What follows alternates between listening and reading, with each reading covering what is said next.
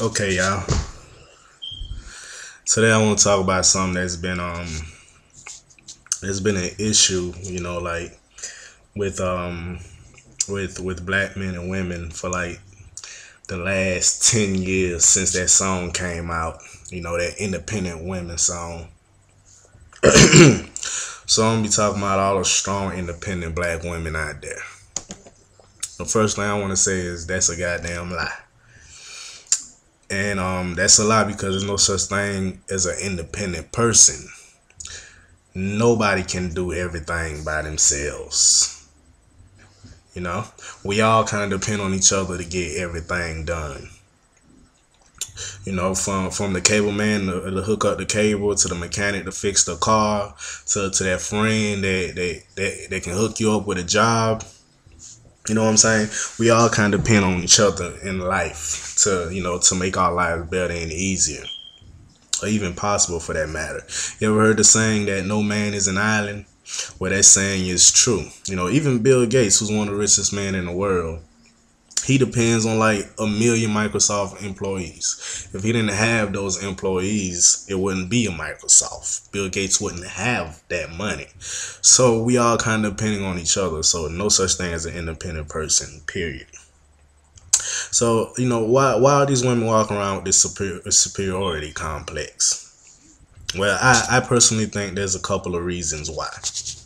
If you pay attention to these so-called strong independent women, they're usually good-looking women. And by good-looking, I mean a little bit above mediocre. I'm not talking about drop dead gorgeous, put a ring on her finger as soon as you meet her gorgeous. I'm talking about slightly above,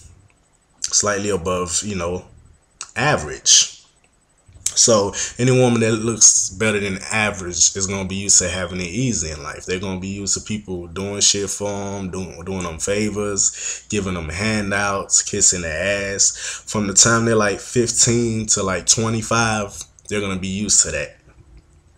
Because, that's basically not really the real world from 15 to 25. You really get into the real world after 25. So these women, they get used to being treated a certain way, so they feel special most of their lives.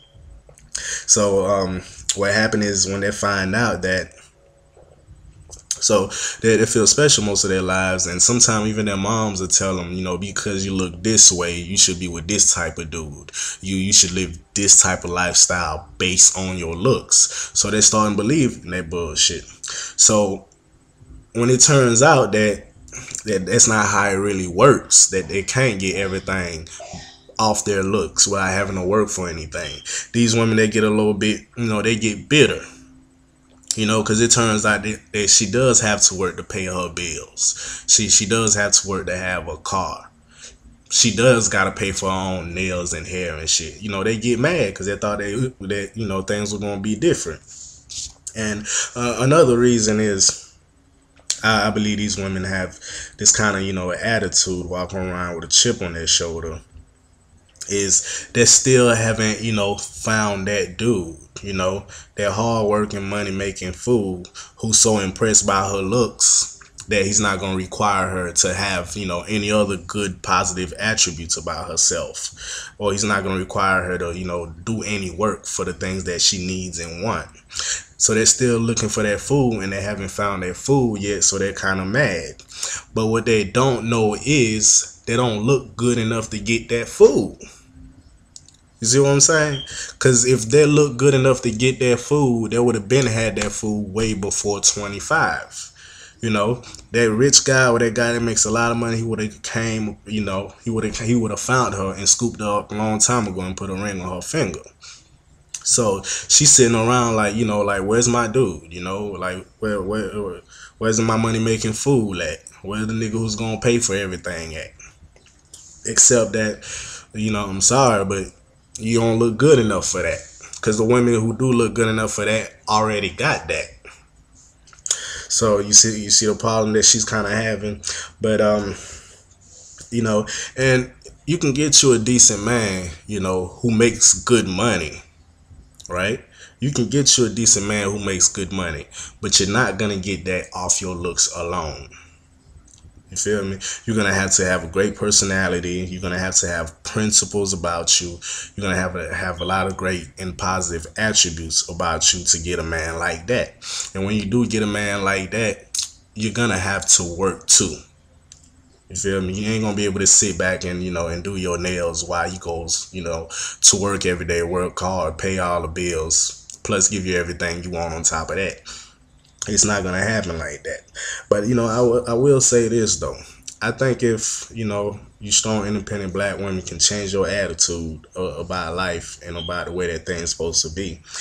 I think if you can change your attitude, work on being a good person, work on being a great woman, work on being good in relationships, treating that other person right. I think you will find a man who cares about you enough to work extra hard just so he can make sure that you have all the things that you want and need. Because a man who cares about you, that's what he wants to do. That's his number one thing, to make sure that you don't want for anything, to make sure that you don't look at your homegirl car and get jealous because she drives a much better car than you.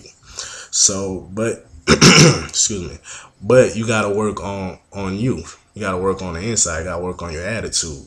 You gotta work on on your perspective on life. And that's all I'm gonna say. You can get mad, cuss me out, call me names, or you can really heed my advice. It's your choice.